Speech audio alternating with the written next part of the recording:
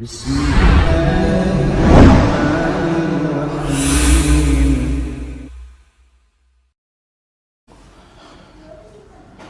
alhamdulillah, wassalatu wassalamu ala ashrafil anbiya wal mursalin wa ala alihi wa sahbihi wa man tabi'ahum bi ihsanin ila yaumiddin, amma ba'd.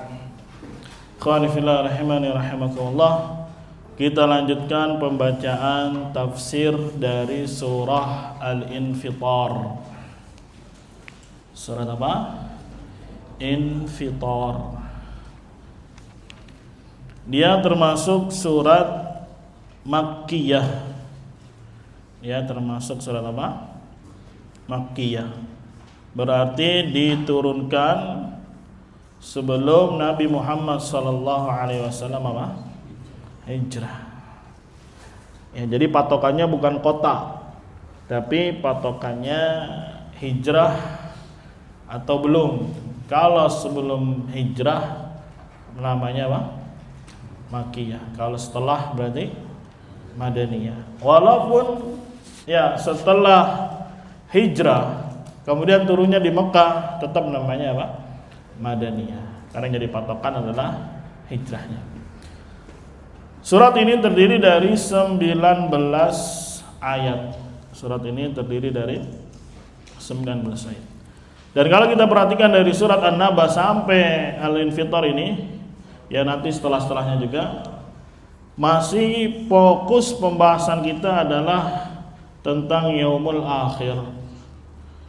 Ya, tentang atau berbicara kondisi yaumul akhir. Kita baca ayatnya.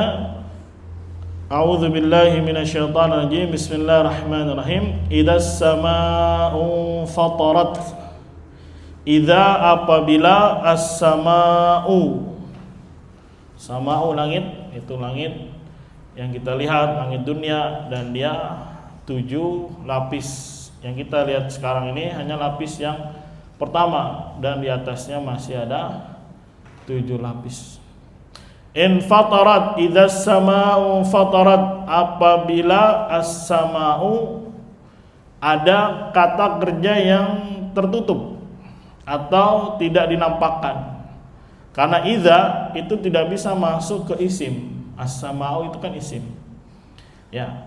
Ada kata kerja yang terbuang. Ya, artinya setelahnya infatarat. Jadi asal kalimatnya idza infatarat sama'u infatarat. Ya, apabila langit terbelah maka terbelah. Ya, jadi nanti di yaumul qiyamah setelah peniupan sur yang pertama, salah satu efeknya adalah langit apa? Terbelah. Jadi infitar artinya apa? Terbelah. Asal katanya fatara. Ya, sering kita dengar kata futur. Apa futur? Loyo apa lagi? Lemes.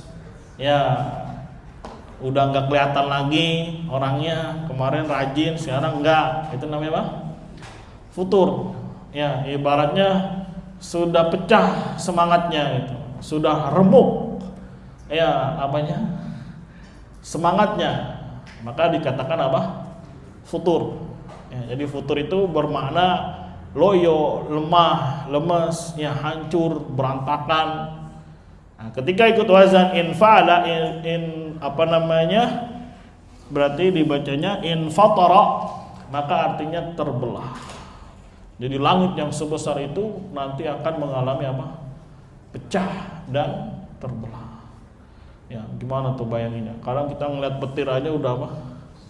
Sudah ngeri ya, kayak mau pecah apa ya? Langit. Ya. Begitu juga ucapan apa? Mengatakan Isa adalah anak Allah, ya, atau Isa adalah Tuhan. Hampir-hampir langit apa? Pecah. Ini menunjukkan perkataan tersebut perkataan yang besar di sisi Allah Subhanahu wa taala, sampai-sampai membuat Allah marah, ya, membuat apa? Langit hampir apa? Pecah. Wa idzal kawakibu intasarat, dan apabila kawakib itu bintang-bintang masuk juga semuanya planet-planet. Nah, itu namanya juga kawakib. Ya, taunya kita kan bintang yang gini ya. Kalau planet yang apa? Bulan. Ya, intinya segala benda yang ada di bawah apa? Di bawah langit dunia. Yang berkilau, yang besar, yang kecil itu masuk kategori namanya kawakib. Bintang-bintang, planet-planet, ya apapun bahasa Indonesianya. Ya, bahasa Arabnya disebut apa? Kawakib. Saturnus, Venus, Bumi, Mars. Ya, semuanya yang menghiasi langit dunia itu disebut kawakib. Intasarat artinya tasaqatat, berjatuhan. Ya, saling apa? Saling bertabrakan, saling berhamburan dan saling jatuh. Ini lihat bagaimana kondisi yang begitu dahsyat, yang begitu mengerikan ketika trompet pertama ditiup. Langit pecah, hancur, belah. Kemudian bintang-bintang apa? Jatuh berhamburan. Wa idzal biharu fujirat, dan apabila bihar itu laut. Ya, jamak dari bahrun. Ya, bahrun mufradnya, jamaknya apa? Bihar. Fujirat itu artinya ikhtalatat, ya bercampur. Karena dahsyatnya goncangan, ya. Goncangan seperti apa? Gempa dan seterusnya, sehingga bercampurlah air yang asin dengan air yang tawar. Ya, menyatu semuanya. Ya, begitu dahsyatnya goncangan ketika itu sehingga bihar fujirat. Ya, fujirat itu apa? Bercampur atau dia jadi meluap, kemudian bercampur antara yang asin dengan yang apa? Yang tawar. Ya. Kadang ngeliat video tsunami aja udah ngeri ya. Tahun berapa tuh? 2006. Ya, semuanya disapu oleh apa? Oleh gelombang air laut yang naik. Apalagi ini kondisinya yaumul qiyamah, bukan hanya di laut, misalkan kota ini, tapi di semua tempat. Ya, begitu dahsyatnya goncangan ketika itu menyebabkan apa? Laut-laut meluap kemudian bercampur, ya antara yang asin dengan yang tawar. Wa idzal quburu bu'tsirat, dan apabila kuburu, itu kubur-kuburan, ya sudah jadi bahasa Indonesia. Kubur, ya di Indonesianya dia apa? Kuburan. Ofum. Ya, karena diserap di Indonesia yang diambil cuma fathah. Enggak ada kuburin, ada kuburinnya. Tapi bukan bahasa yang resmi. Ya, tapi disebutnya banyaknya pakainya makanan, minuman. Mafhum? Jadi kubur jamak dari kobrun. Kalau orang Betawi bilangnya kober. Ya, itu asalnya dari bahasa dengan ko, ba dan apa? Ro. Disebutnya jadinya apa? Kober. Ya tahulah maksudnya kober adalah tempat apa? Pemakaman. Nah, kobrun jamaknya adalah apa? Kubur. Jamaknya adalah apa? Kubur. Bu'tsirat. Bu'tsirat itu diangkat, bermaknanya sama, atau dibongkar, atau dia ya terangkat gitu. Karena tadi saking dahsyatnya peristiwa yaumul qiyamah, mengeluarkan apa yang ada di dalamnya dari jenazah, mengeluarkan apa yang ada di dalam perut bumi, itu lebih umumnya, tapi di sini lebih khususnya berbicara tentang masalah kuburan. Jadi akan dibongkar, akan terangkat apa yang ada di dalam apa? Kuburan dari mayat-mayat. Ya. Ngeri ya. Makanya ya termasuk perkara maklum fiddin bid-darurah adalah masalah yaumul qiyamah, masalah yaumul akhir, masalah yaumul ma'ad. Itu perkara yang gamblang, yang tidak perlu dia harus membahas mana dalilnya. Ya, orang awam aja ngerti bahwasanya akan ada kehidupan setelahnya, yaitu yaumul apa? Akhir. Walaupun dia mungkin nggak tahu apanya dalilnya. Dan ini pun ya di seluruh orang yang menisbatkan atau punya agama, pasti mereka juga mengajarkan akan ada yang namanya apa? hari pembalasan, adanya kahyangan lah menurut mereka, adanya nirwana dan seterusnya. Ya, jadi ini bukan perkara yang kata orang-orang Mu'tazilah perkara-perkara buaya cuman omongan kosong dari Muhammad kata dia. Ini nggak ada nyatanya, ini supaya membuat manusia tertarik saja masuk Islam, tidak.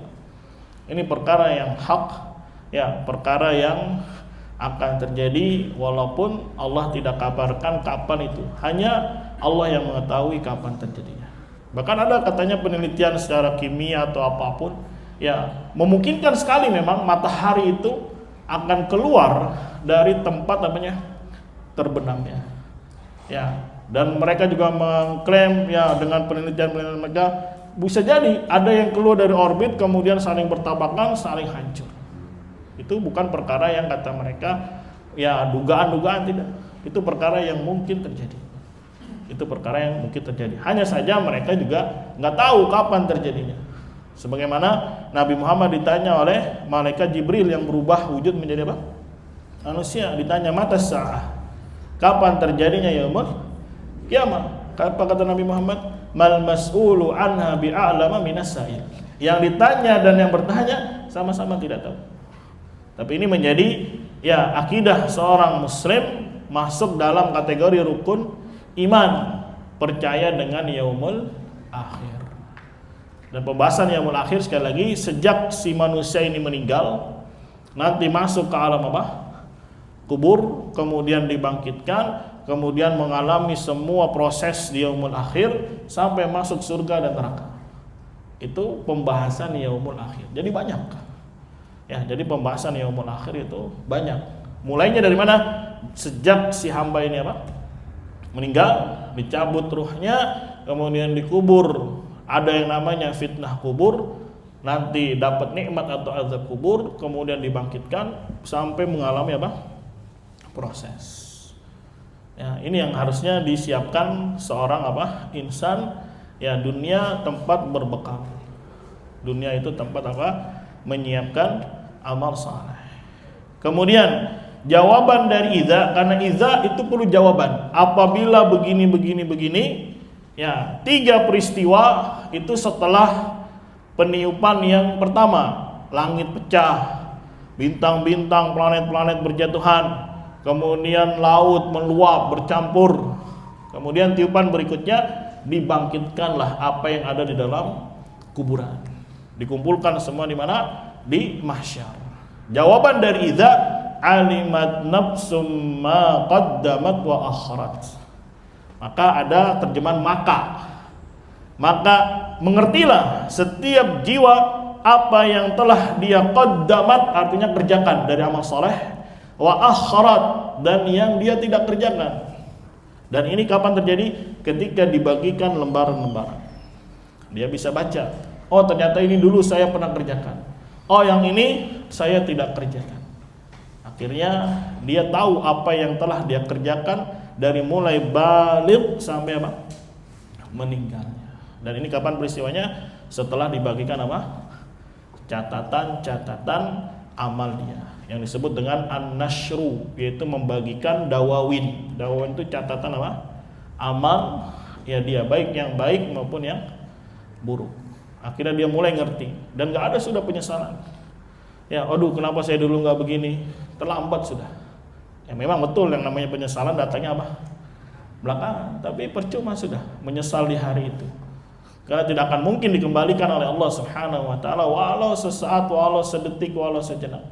Sudah habis sudah waktunya. Ya, nasallallahu alaihi wasallam, maka ya dia akan mengetahui apa yang dia qaddamat. Qaddamat itu dia maju untuk mengerjakan dari amal saleh. Ya mungkin dari puasanya, salatnya, hajinya, qiraatul Qur'annya dan seterusnya. Ya, dia akan mengetahui itu semua menjadi catatan dia. Begitu juga dia akan tahu wa akharat, apa yang jiwa ini tahan atau akhirkan, tidak kerjakan. Kenapa dulu saya tidak belajar Quran? Kenapa dulu saya tidak mau memahami? Kenapa dulu saya tidak mau belajar? Kenapa? Akan tahu dia semuanya. Ya, kapan? Setelah dibagikan catatan amal.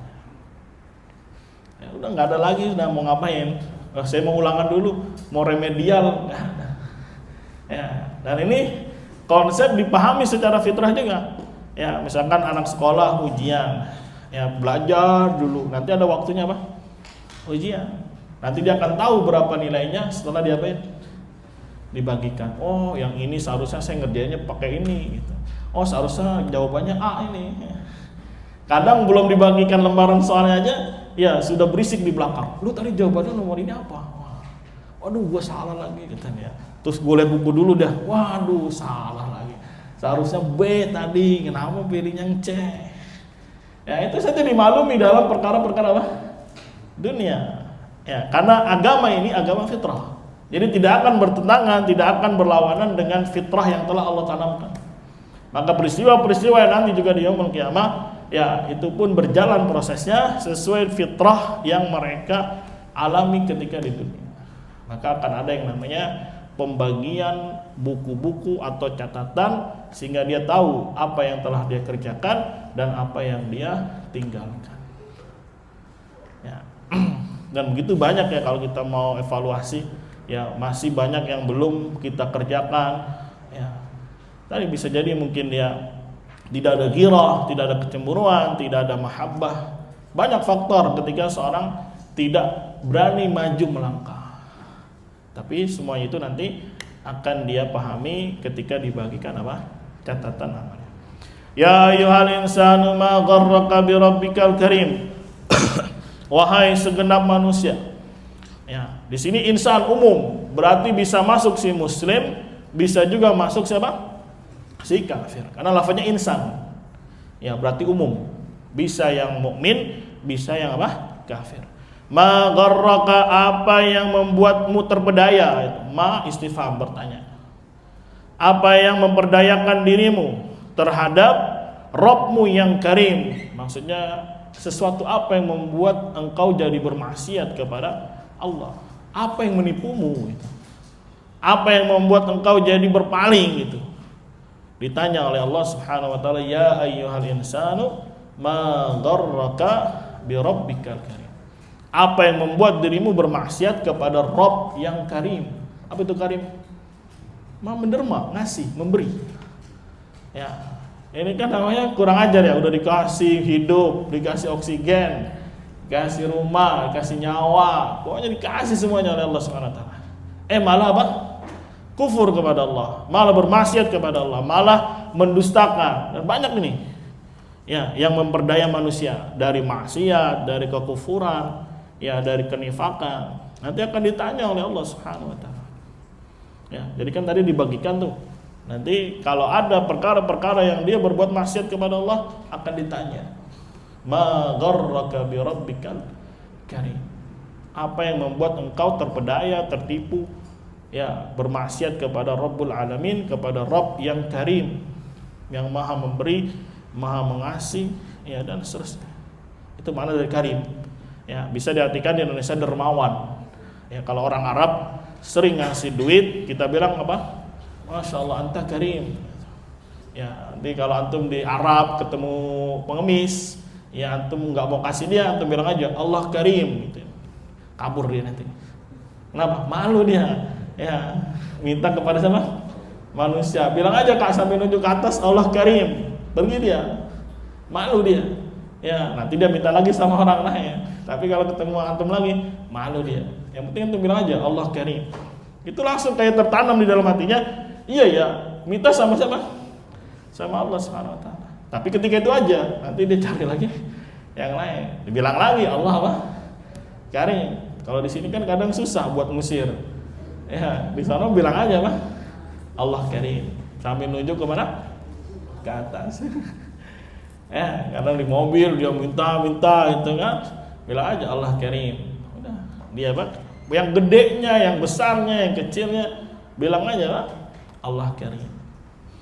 Ya, ini yang menunjukkan Allah Subhanahu wa taala begitu rahmah kepada hamba-hambanya walaupun dia orang kafir.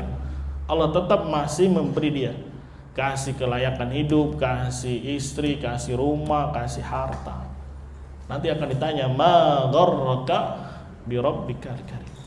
Kemudian Allah juga sebutkan ya sifat-sifat Allah Subhanahu wa taala yang seharusnya kita itu tidak boleh ya mengingkarinya, tidak boleh mendustakannya.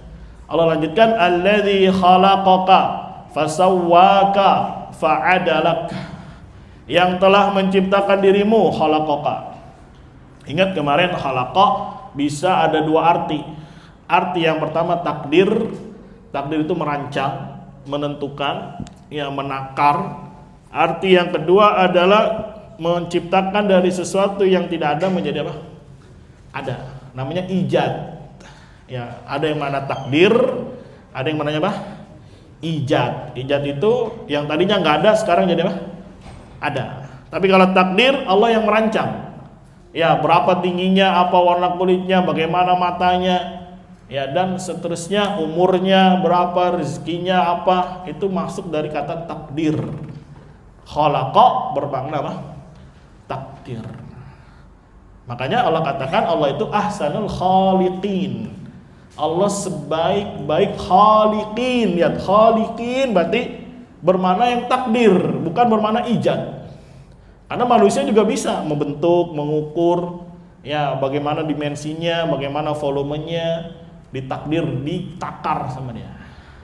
Ya, itulah makna dari Allah ahsanul khaliqin. Pakai jamak, para pencipta, bukan para pencipta maksudnya, tapi para yang muqaddir, yang menentukan. Bukan malah yang menciptakan dari sesuatu yang nggak ada menjadi apa? Ada. Karena sekali lagi khalaqa ada dua artinya. Yang pertama apa tadi? Takdir, dan yang kedua ijad. Ijad itu tadinya nggak ada, sekarang jadi ada. Itu pun mana dari mencipta. Tapi mana yang kedua yaitu ijad. Jadi kalau Allah disebut ahsanul khaliqin, khaliqin di sini bukan yang ijad, tapi yang mana? Takdir. Takdir artinya yang merancang, menyusun, ya berapa tingginya, berapa mungkin besar ininya dan seterusnya. Ya, adapun musawwir yang membentuknya. Kalau bayi gini mukanya, ya nanti umur setahun begini, anak-anak begini, ya, nanti tua begini, itu namanya apa? Musawwir. Adapun bari itu cuma satu makna, yaitu ijad, menciptakan dari sesuatu yang nggak ada menjadi apa? Ada. Ini murojaah tentang nama-nama Allah. Ada sang khaliq, bari, dan apa? Musawwir. Ada yang nyariin air ya? Itu suara air. Coba. Ya mati dia. Lah hidup lagi. Jangan jinnya haus ya. Mau minum. Nah, padahal Allah yang menciptakanmu, fasawwaka, sawwaka itu disempurnakan. Ya, yang tadinya dari segumpal darah, dari segumpal daging, kemudian terbentuklah jari jemarinya, matanya, itu masuk dari kata sawwaka, dan Allah yang menyempurnakan.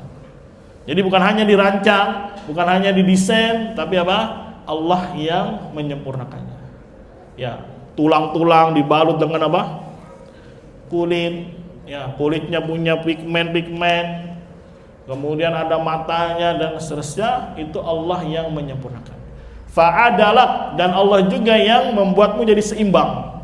Ya, jadi apa namanya? Proporsional itu ya, nggak terlalu panjang tangannya, misalkan satu begini enggak. Ya, dari kata adalah adil. Adil itu apa? Sama, seimbang. Ya, mafhum. Kaki juga sama apa? Ya, sama panjangnya sama. Ya, walaupun mungkin ada juga manusia dilahirkan ternyata apa? Tidak seperti itu kondisinya. Tentunya ini karena hikmah dan kehendak Allah Subhanahu wa taala. Tapi secara global keumumannya ya manusia diciptakan itu fa'adalak. Allah jadikan dia seimbang.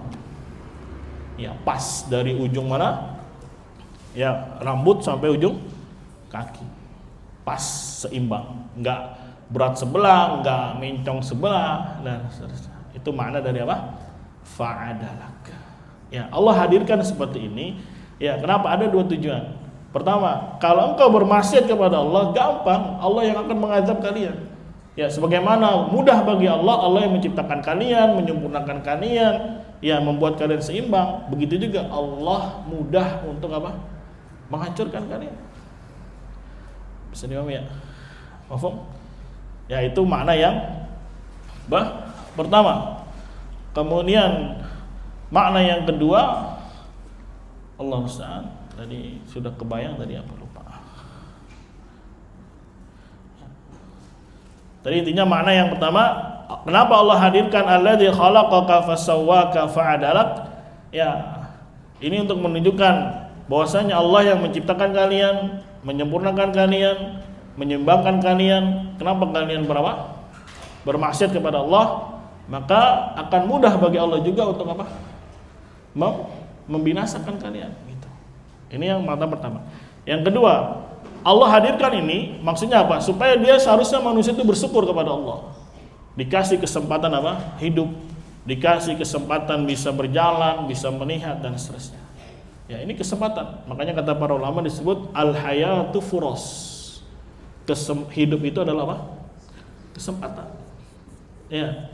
Kesempatan untuk apa? Untuk kekal. Sebagaimana perkataannya apa? Umar, manusia itu diciptakan oleh Allah untuk kekal, tapi bukan di dunia. Tapi kekal nanti di mana? Di yaumul qiyamah. Ya, makanya Allah ciptakan kita di muka bumi ini sebetulnya kesempatan emas. Kita masih diberikan peluang oleh Allah Subhanahu wa taala supaya bisa mendapatkan kehidupan yang lebih apa? Aman, tentram, damai, abadi dan seterusnya.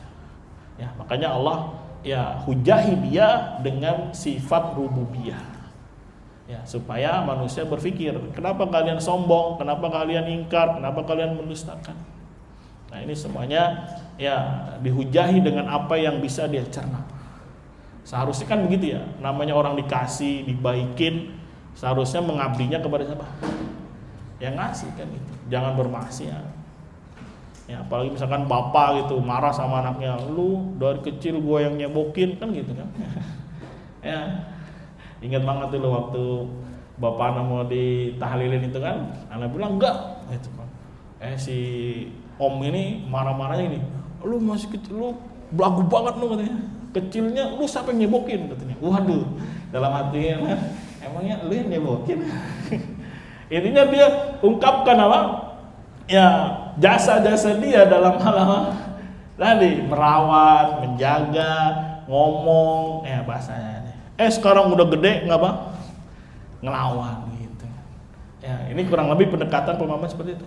Ya, bukankah Allah yang menciptakanmu, Allah yang menyempurnakanmu, Allah yang membuat dirimu apa? Seimbang.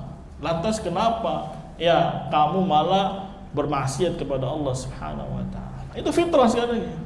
Ya, yang punya bapak, yang jadi bapak tahulah kalau anaknya nakal misalkan emosi. Ya. Lu selama ini siapa yang biayain? Waduh, gua coret nih dari kakak. Ya. Lu dari SD sampai SMA siapa coba yang ngasih ongkos? Diungkit-ungkit kan? Ya. Ya, anak muda nih kalau misalkan berantem sama bapaknya nggak apa-apa. Ya, selama antum berada di atas apa? Al-haq. Insya Allah nanti kalau antum kokoh, istiqomah, bapak antum nanti cinta sama antum. Tapi kalau antumnya iya ya digerus terus nanti. Ya, ini menunjukkan antum belum dewasa itu. Antum belum apa? Punya pendirian. Tapi kalau dia punya pendirian, dia bisa tanggung jawab. Ya, walaupun mungkin lama dia harus dalam tanda kutip berantem sama orang tuanya, nanti di ujungnya akan indah insyaallah taala. Allah yang akan tolong dia, Allah yang akan bantu dia. Ya, bahkan akan memberikan kebaikan buat siapa? Orang tuanya. Ya, apalagi lelaki.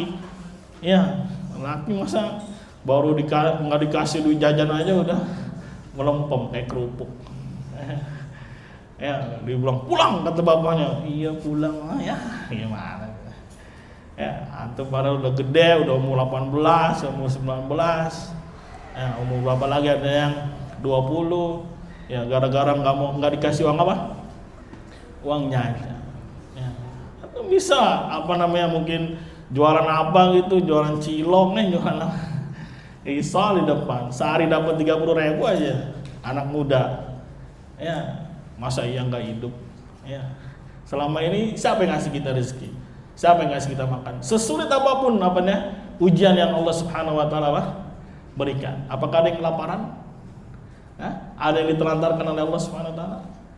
Ya, Ustaz mah enak ngomong. Ya, emang enak ngomong mah. Emang begitu nyatanya. Ya, nggak ada tuh ceritanya ditelantarkan. Sesulit apapun musibah kita, sesulit apapun problem kita, ada saja jalan jikalau dia mau bertakwa kepada Allah Subhanahu wa Ta'ala. Jadi jangan takut kalau baru diancam nggak dikasih uang uang jajan. Ya, hidup insya Allah nggak ada ceritanya menuntut ilmu itu mati, nggak ada. Ya, nanti ada aja jalan dari Allah Subhanahu wa Ta'ala. Mafhum. Jadi intinya di sini pendekatan pemahamannya, ya Allah katakan kepada dia, ma gharraka bi rabbikal karim. Apa yang membuat dirimu terpedaya sehingga bermaksiat kepada Rabbul Alamin, kepada Allah yang karim. Padahal Allah yang menciptakan, Allah yang menyempurnakan, Allah yang membuat kalian seimbang. Fi ayyi suratin ma syaa rakkabak. Pada bentuk apapun yang Allah inginkan, maka Allah akan susun. Terserah Allah Subhanahu wa Ta'ala.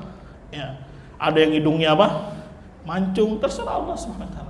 Ya, ada yang kulitnya putih, kuning, hitam, merah, terserah Allah SWT. Ada yang rambutnya keriting, lurus, apalagi ikal, terserah Allah. Ya, Allah yang menyusunnya, ya Allah yang membentuknya, terserah Allah Subhanahu wa Ta'ala. Ya, ini menunjukkan sekali lagi yang melakukan ini semua adalah Allah Subhanahu wa Ta'ala. Yang memberi nikmat ini semua adalah siapa? Allah Subhanahu wa Ta'ala. Kemudian Allah katakan lagi, kalla bal tukadzibuna biddin. Kalla, sekali-kali tidak. Bahkan kalian mendustakan biddin, artinya yaumul qiyamah. Karena din itu bisa bermakna hari pembalasan. Sebagaimana surat Al-Fatihah, maliki yaumiddin, artinya raja hari pembalasan. Kata orang Arab, kama tadin tudan. Sebagaimana kamu berbuat, kamu akan dibalas. Ya. Jadi din selain bermakna agama, bisa juga bermakna hari pembalasan. Ya, ayat ini dihadirkan kenapa? Ya, menunjukkan bahwasanya penyimpangan dia, ya pembangkangan dia itu bukan karena tubuh atau fisik yang rusak atau yang cacat, bukan. Bukan karena dia buta, bukan karena dia tuli, bukan karena dia idiot, bukan. Tapi bal tukadzibuna biddin. Bahkan kalian mendustakan adanya hari hari akhir. Ya. Jadi bukan karena dia nggak bisa mikir. Ya. Kita bicara manusia secara umum ya. Walaupun juga ada yang Allah takdirkan hidupnya mungkin kekurangan, keterbatasan. Tapi ternyata dari keterbatasan itu banyak juga orang yang bisa memahami dengan baik. Ya, ada orang yang mohon maaf misalkan dari kecil ya berkebutuhan khusus, tapi ketika ngaji bagus, ada ya macam-macam. Mafhum. Jadi kufurnya kalian, membangkangnya kalian itu bukan karena fisik kalian yang kurang. Karena Allah yang menciptakan kalian, menyempurnakan kalian, meluruskan kalian. Ya, enggak ada yang cacat sedikit pun. Jadi bukan gara-gara ya penciptaan Allah yang rusak kepada kalian, tidak. Tapi alasannya bal tukadzibuna biddin. Bahkan kalian mendustakan hari pembalasan. Ya, jadi sekali lagi ketika dia iman kepada hari pembalasan, ya itu akan menghadiahkan atau mewariskan buat dia, ya akan tertanam pada dia bahwasanya saya butuh bekal. Saya butuh amal soleh. Makanya mungkin yang sering anda ulang kisahnya Abu Hurairah ketika menjelang wafatnya, nangis beliau sekuat-kuatnya. Ditanya, ma yubkika, apa yang membuat engkau menangis? Kata Abu Hurairah ya tulus safar atau panjangnya safar, waqilatuz zad, dan sedikitnya perbekalan. Lihat ini yang ngomong siapa? Abu Hurairah yang hadisnya paling banyak, tapi masih bilang bekal saya berapa? Sedikit. Sedangkan perjalanan begitu panjang jauh. Ya, berarti sudah hampir 1000 tahun lebih beliau meninggal, tapi ilmunya sampai hari ini. Siapa yang gak kenal Abu Hurairah? Hadisnya siapa nih? Abu Hurairah. Ini hadisnya siapa? Abu Hurairah. Itu ada ya nilai, ada pahala buat siapa? Abu Hurairah, menjadi pahala jariah buat dia. Tapi masih bilang qilatuz zad, sedikitnya perbekalan. Ya, ini juga bisa menjadi kita termotivasi ya. Ngelihat sirahnya para ulama kayak Imam Syafi'i, umur cuma 54 tahun. tapi karangannya ilmunya sampai hari ini. Ya, Al-Hafidh Al-Hakami umurnya itu cuma 35. Pendek atau banyak? Berapa teman? 35, tapi bukunya luar biasa banyak. Sampai hari ini. Ya, terutama masalah-masalah akidah. Padahal beliau hanya umur berapa? 35. Ya, sama juga Khalifah Umar ibn Abdul Aziz. Kayaknya cuma 32 atau 33 tahun. Tapi sampai sini harum, sampai hari ini harum namanya menjadi khalifah yang paling apa? Ya, berjaya, berjasa dan seterusnya walaupun nggak lama memimpin. Umar ibn Abdul Aziz. Siapa lagi? Banyak, dan ulama-ulama yang lainnya semuanya juga berlomba-lomba untuk menyiapkan apa? Bekal semampu dia. Ya, bukan berarti harus menghilangkan pekerjaan dia, tidak. Ya, dia bekerja, dia niatkan ini untuk menafkahi, dia niatkan untuk bisa beribadah kepada Allah. Ya, selama dia kerja insyaallah taala bernilai apa? Ibadah. Makanya pentingnya seorang berilmu. Walaupun aktivitasnya itu mubah, aktivitasnya itu ya tidak terikat dengan syariat, tapi bisa bernilai pahala ketika ada niat apa? Niat baik. Ya, dia didik anaknya, dia arahkan anaknya dengan nasihat, dengan kata-kata yang menyentuh, ya, dengan harapan si anak bisa menjadi apa? Ya, menjadi pemberi syafaat dia, menjadikan dia nanti terus berbakti ketika dia meninggal. Ya, ini yang harus apa? Kita tanamkan ketika beriman kepada yaumul qiyamah. Wa inna 'alaikum lahafidhin. Kemudian, dan sesungguhnya atas diri kalian lahafidhin, para penjaga, maksudnya malaikat. Jadi setiap hamba ya masing-masing ada 2 malaikat yang mencatat amal baiknya dan mencatat apa? Amal buruknya. Sudah diwakilkan langsung 2. Ini menunjukkan betapa banyak jumlah malaikat. Ya, anggaplah manusia 8 miliar. Kalau satu manusia ada masing-masing 1 kiri kanan, berarti berapa tuh? 8 miliar kali berapa? 2. Itu jumlah apa? Jumlah malaikat. Begitu banyak. Belum lagi ada malaikat yang mafhum, dia cuma sujud aja, ibadah aja dia. Ada yang ruku saja. Ya, luar biasa alam apa? Malaikat begitu banyak. Ditambah lagi kalau dia bersalawat untuk Nabi Muhammad SAW, maka dibalas berapa kali? 10. Ya, jadi Allah bersalawat untuk dia. Barang siapa dia bersalawat untuk Nabi 1, maka Allah akan bersalawat untuknya 10 kali. Disebutkan oleh para ulama, makna salawatnya Allah kepada si hamba, maksudnya Allah puji si fulan tadi yang bersalawat di hadapan malaikat-malaikat. Dan itu mudah bagi Allah SWT. Walaupun kita nggak ngerti bagaimana hakikatnya, tapi itu mudah bagi Allah SWT. Dipuji berapa kali? 10 kali di kalangan ya malail a'la. Itu makhluk-makhluk yang tinggi, yaitu malaikat. Ini besar. Makanya ada yang mengatakan ulama alul hadis orang yang paling berbahagia. Kenapa? Setiap menyebut nama Nabi Muhammad selalu bilang apa? Sallallahu alaihi wasallam. Bahkan dibilang bakhil. Ketika Nabi Muhammad disebutkan di hadapannya, dia tidak mau apa? Bersalawat. Ya, ini yang luar biasa majelis-majelis ilmu yang dicari oleh para malaikat, yang duduk dia mafhum letakkan sayapnya karena ridha kepada mereka yang mencari ilmu. Intinya ada malaikatnya. Walaupun kita nggak tahu nih gimana bentuknya. Ya, tapi ada. Sebagaimana jin itu juga ada, punya zat, hanya saja kita tidak tahu bentuknya seperti apa. Dan kita diwakilkan oleh Allah Subhanahu wa taala oleh 2 malaikat yang siap mencatat amal dan ya amal baiknya dan amal buruknya. Makanya Allah katakan wa inna 'alaikum lahafidhin. Sesungguhnya atas kalian ada para penjaga. Kiraman katibin. Kiram yang mulia, katibin yang menulis. Ya, yang menulis. Enggak bisa kita lobby tolong dihapus, enggak bisa. Ya, tolong diganti, enggak bisa. Ya, dan terus dia mengikuti dia. Dia mengikuti kita. Enggak ada lelahnya, enggak ada capeknya. Karena memang malaikat disifati apa? Tidak pernah bermaksiat kepada Allah, selalu taat kepada apa? Kepada Allah Subhanahu wa taala. Ya'lamuna ma taf'alun, yang mereka mengetahui apa yang kalian kerjakan. Apapun yang kalian kerjakan, apa yang kita kerjakan, maka malaikat mengetahui, bukan mengetahui yang gaib, enggak, karena dia kan di sebelah kanan kiri. Jadi dia siap untuk apa? Mencatatnya. apapun ya, yang besar, yang kecil, dicatat oleh siapa? Oleh malaikat. Ya, mafhum? Jangan pakai teori fisika. Ya, seperti perbuatan, kemudian ucapan, itu adalah energi yang tidak bisa dimusnahkan dan tidak bisa dimusnahkan, tidak bisa diciptakan. Jadi ketika orang ngomong, ya itu keluar energi, energinya ngawang-ngawang di atas. Ya, dan nggak bisa dimusnahkan. Dari sini saya percaya, kata dia, ada hari pembalasan. Kenapa?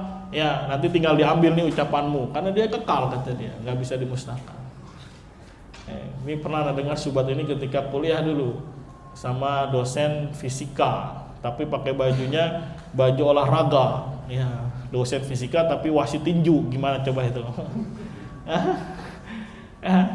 Ngomongin fisika malah ngomongin agama melulu kerjaannya. Pakai akalnya dia, kata dia. Beruntung saya belajar fisika, kata dia. Jadi saya bisa iman hari akhir, iman ini. Kasih contoh, kata dia. Nanti semua amal kita dipertanggungjawabkan karena ucapan kita, perbuatan kita itu energi. Energi nggak bisa dimusnahkan, tidak bisa diciptakan, kata dia. Jadi ngawang-ngawang, kata dia. Ya, walaupun dunia hancur, energi nggak hancur. Jadi tinggal diambil nanti, ini ucapanmu nih, tanggung jawab. Ya. Kalau modelnya kayak begini, semua orang nggak akan sampai ke sana, karena harus belajar fisika dulu. Ya, siapa yang suka fisika? Nggak semua orang. Tapi kalau dia belajarnya Al-Quran, ya ini ayatnya, artinya ini, imani, selesai, mudah. Nggak usah belajar tinggi-tinggi sampai jadi profesor fisika sampai botak dulu kepalanya, nggak usah. Ya, karena agama ini ya munculnya dari ummi, dibawa oleh siapa? Ummi yang tidak bisa baca, tidak bisa menulis. Itu menunjukkan agama ini mudah dipahami oleh orang yang awam sekalipun. Ya, walaupun dia nggak ngerti bahasa Arabnya, tapi kalau dibacakan kemudian tahu artinya, masya Allah, berkah itu. Ya, berkah. Nggak usah ya harus pakai ilmu ini dulu yang besar, yang bahkan disebutkan oleh mereka hatta Umar, Abu Bakar nggak masuk karena saking tingginya kriteria untuk memahami Al-Quran. Harus mujtahid mutlak, yang tahu nasikh mansuh, yang harus tahu hadis lemah, dhaif dan seterusnya, yang harus tahu usul fikih semuanya. Ya, susah nanti orang memahami. Padahal tinggal baca ayatnya, terjemahkan, selesai. Itulah barokah mukjizat Al-Quran. Dimanapun berada, mudah dipahami. Tapi orang-orang yang terlalu berdalam-dalam inilah yang membuat celaka dirinya sendiri. Nasallallahu ya. Wassalam. Mungkin sampai ayat 12, sisanya kita lanjutkan pada pertemuan yang akan datang insyaallah taala. Intinya tadi ya, kegiatan peristiwa-peristiwa yaumul qiyamah, kemudian inti dari pelajaran kita alimat nafsum ma qaddamat wa akharat. Akhirnya dia tahu mana yang telah dia kerjakan dan mana yang dia akhirkan, maksudnya tidak kerjakan. Kemudian apa yang ada cacatnya, ada salahnya, kemudian Allah katakan ma gharraka bi rabbikal karim. Padahal Allah yang menciptakan kalian, menghidupkan kalian. Jadi kalian membangkang itu bukan karena penciptaannya yang jelek, enggak.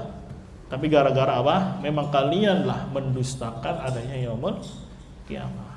Kemudian Allah terangkan kembali, ya kalian akan dihisab. Kenapa? Karena ada malaikat di kanan kiri kalian yang siap mencatat apa yang kalian kerjakan semuanya.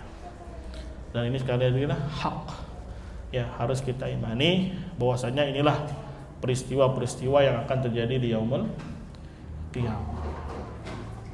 Ngeri ya. Ya. Makanya kata ya nanti orang-orang beriman itu takut terhadap yaumul qiyamah. Tapi orang kafir takutnya kalau kejadian. Hari ini nggak takut ya, dibacain kayak gini, mana-mana nggak ada, ini bohong. Ya, tapi nanti kalau sudah kejadian, waduh, kocar-kacir dia. Tapi orang yang beriman karakternya apa? Dibacakan takut, hatinya gemetar, hatinya ya jadi takut gitu. Ya, sekedar dia membacanya, sekedar dia memahaminya. Mafhum? Yaitu karakter antara si mukmin dengan siapa? Si kafir. Semoga Allah selamatkan kita, semoga Allah jaga kita ya, dan diberikan hisab yang mudah ya, dan berharap terus mendapatkan surga bighairi hisabin wala adzab. Bonus ini Masya Allah ya, bighairi hisabin wala adzab. Nantilah di kitab tauhid lebih jelas lagi ya, kriteria siapa-siapa yang masuk surga bighairi hisabin wala adzab. Semoga kita termasuknya. Amin ya rabbal alamin. Fadhal, adalah yang mau ditanyakan? Ya. Ketika di hari kiamat nanti yang dibelah langit dunia saja atau semuanya? Ya, kan nanti ada yang beberapa yang tidak hancur. Kemarin apa aja? Surga, neraka, ruh, ars, kursi, tulang ekor, kolam, Lauhul Mahfuz. 8 hal yang tidak hancur. Sisanya apa? Hancur. Sisanya apa? Hancur. Itu langit yang besar itu hancur semuanya. Gunung-gunung apa? Terangkat bagaikan apa? Kapas-kapas. Ya. Kalah yang di film-film itu mah. Ya, kocaknya katanya mau kiamat, terus dia doang yang selamat, gimana ceritanya? Buminya masih ada gitu. Ini kan kontradiksi namanya. Ya, masa kiamat nggak hancur gitu.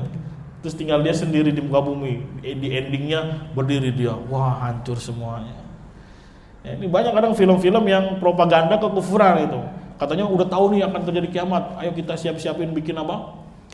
Bikin kapal. Ya, kapal yang anti ombak, anti apa pokoknya. Ya, naik ke kapal pada berebutan, ya sampai dibunuh-bunuhin, ya ditinggalin.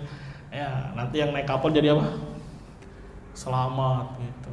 Ya, itu di kapal. Ada lagi yang bikin kereta. Wah, jadi kereta pakai tenaga nuklir, jalan terus keretanya nggak pernah mati. Ya, sampai puluhan tahun di kereta. Wah, selamat, bumi sudah aman.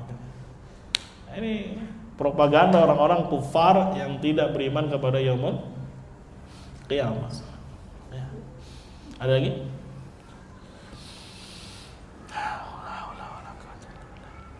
Cukup ya? Cukup ya, Dok? Ngeri nggak ya, Dok? Ngeri. Ya, jangan ngeri doang, tapi ada apa? Persiapan. Ya, ada apa? Persiapan. Bagi udah balik, ya, udah dicatat sudah. Ya, malesnya dicatat, ininya ucapannya, sholatnya, ininya semuanya, amal ibadah dia. Yang besar, yang kecil, yang baik, yang buruk, semuanya Pak, dicatat. Nah, pentingnya belajar apa? Kita tahu mana yang menjadi pembatal-pembatal keislaman, mana yang menjadi mencoreng kesempurnaan, ya, supaya tadi buat ngerem nanti dia. Ya, kalaupun mungkin terjatuh, ya jangan sampai dia melakukan syirik apa? Besar, karena akan merusak asal iman. Ya. Dan kalau dia tahu saya ternyata terjatuh dalam syirik kecil, ya segera bertobat. Karena Allah Tawwab, Allah Afu, Allah Ghafur, Allah apa? Ghafar. Tujuannya Allah ampuni dosa kita dan dihapus atau dicoret. Nah, ini kan pentingnya seorang untuk apa? Belajar. Jangan sampai ternyata apa? Masih ada catatan ya buruknya dia. Ya. Kalau kecil, kalau besar gimana? Apalagi syirik besar. Nasallallahu ya. Masalah. Kan berarti penting kita untuk mengetahui mana saja yang bisa membahayakan kita nanti di persidangan di yaumul qiyamah. Jangan sampai dianggap remeh itu. Ya, kekufuran jangan sampai dianggap apa?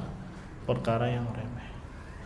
Wallahu a'lam bishawab. Kita akhiri subhanakallahumma wa bihamdika asyhadu an la ilaha illa anta astaghfiruka wa atubu ilaik. Assalamualaikum warahmatullahi wabarakatuh.